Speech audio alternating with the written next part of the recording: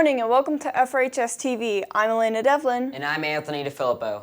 So today we have a short message from Mr. Benning. Along with a few extra segments, we have a regularly scheduled weather segment with Tim and an entertainment news with Olivia. Sounds good. Now let's get into those announcements. Will you please rise and say the pledge to our flag?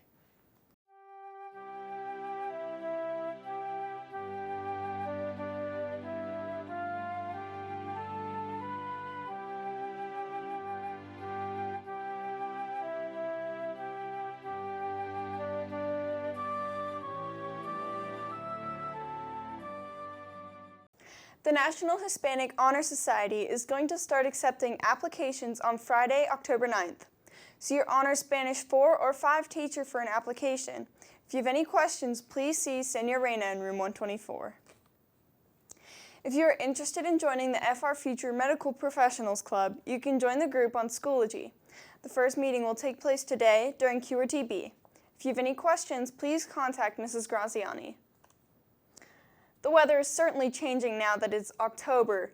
Let's check out this week's forecast with our own Tim Quinn. Hello and welcome to this week's weather with me, Tim Quinn. As you can see, it is quite a beautiful day outside so far. But let's not hesitate. Let's get right into the weather this week. Today we'll have a possible high of 69 and a low of 56. Tomorrow will be partly cloudy with a high of 74 and a low of 48.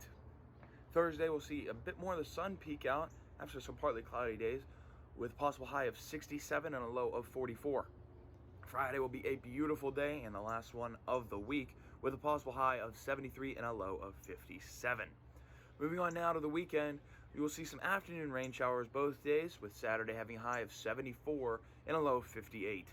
And Sunday will be ranging from 72 to 59. That's all the weather I have for this week. Thank you so much for joining me, and I will see you all once again on next Tuesday. If you are interested in joining our National Art Honor Society, please see Mrs. Mazzina in Art Room 134 for an application. All applications must be returned by October 9th. No late applications will be accepted. The book club will hold its next virtual meeting on Zoom on Wednesday, October 21st from 2:30 to 3 p.m. Club members will meet to discuss The Call of Cthulhu by H.P. Lovecraft. It's a horror story perfect for Halloween. If you'd like to attend, see or email Miss Martin. She'll provide the access code to the book club Schoology group, where you can see updates for the club and access the Zoom meeting link. Attention seniors, if you would like to schedule a meeting with your counselor, please email them to set up a time. There are virtual meetings available for online students as well. We will soon be using our Flex Time scheduler again here during QRT. Here's Mr. Benning with a short message about how to access. Hello, senior high school students. Happy October. Hopefully the first month of school went as planned for one and all. Quick update regarding the Flex Time Manager system.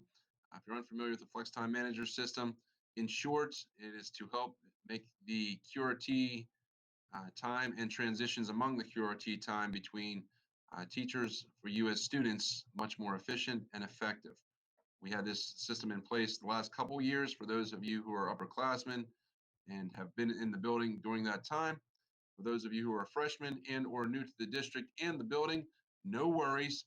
It's easy. The only thing you need to keep in mind is if you're not assigned to your home QRT because you need to see a different teacher, your teacher will sign you up. He or she will get you to that respective location via signing you into Flex Time Manager. You will receive an email notification, and then you just report directly to that location during the respective QRT A, B, and or C time frame for which the teacher has assigned you to be in that designated classroom. If you are just to report to your home QRT, there's nothing else you need to do, nothing you need to worry about.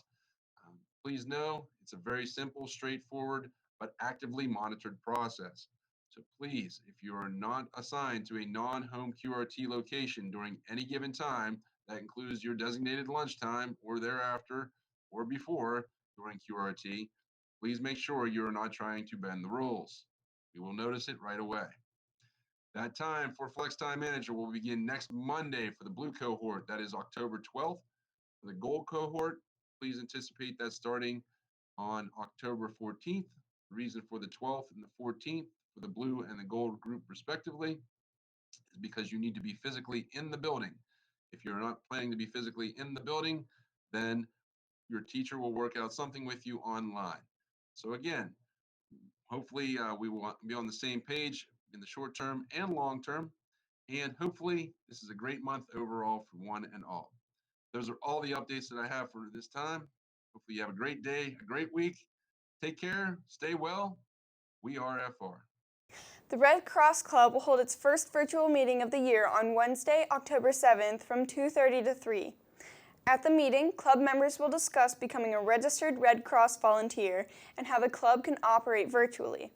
If you're interested in attending, please see or email Ms. Martin. She'll provide the access code to the Red Cross Club group on Schoology, where you can see updates and find the Zoom link for the meeting.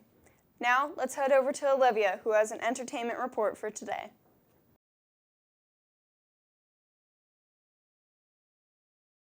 Thanks. We could see one of our biggest sources of entertainment closing for good this year because of COVID.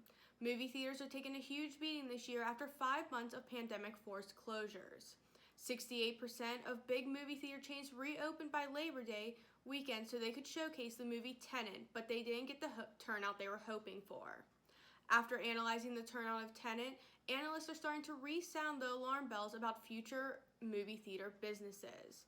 With no way of forecasting how long it will take consumers to be comfortable again in an indoor theater, the idea of theaters failing is very high. Movie theaters can only stay afloat for so long with the money they had before COVID and the little they made during the pandemic before they sink. However, despite movie theaters closing, drive-ins have been coming back hotter than ever over the summer and spring months. Many drive-ins have seen an increase in their sales as people start to return to their family drive-ins, since there's been nowhere else to go to see the new and hottest movies. Even if new movies weren't released, the drive-in brought back some all-time favorite classics. Unlike movie theaters, people can enjoy watching the movies from the comfort of a controlled and social distance environment. In better news, last Saturday was the first episode for the 46th season of SNL's Saturday Night Live, which was filmed in the studio rather than over Zoom. They kicked off the show with a parody last week of the chaotic debate between U.S. President Donald Trump and Democrat contender Joe Biden. The sketch showed Trump constantly interrupting Biden and Wallace, Biden struggling to control his anger and focus, and Wallace unsuccessfully regaining control of the debate. As always, later in the show, Colin Jost and Michael Che performed the Weekend Update, where they eased into laughing about the fact that Trump tested positive for COVID after continuously mocking masks and other precautions science was telling us would help stop the spread of COVID. Following was a Chinese trade representative, Chen Bio, who was elaborating on the TikTok ban and then dismissing it. Lots of hilarious skits filled out the rest of SNL, and hopefully the cast and crew will be able to stay safe and continue filming in their studio and produce a great show every Saturday night. That's all the entertainment news I have for you today. Now let's head back to you guys in the studio. There are several college visits this week. All visits will be virtual meetings. If you are not in school on the day of a visit, please email Mrs. Courtnidge for the link to the meeting.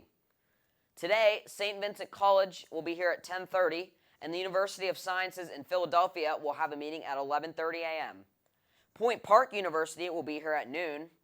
On Thursday, Bucknell University will meet at 10, Ohio State University at 10:30, and IUP at 12:45 p.m. And on Friday, Seton Hill University will hold a meeting at 10:30 a.m. Now let's check out the sports.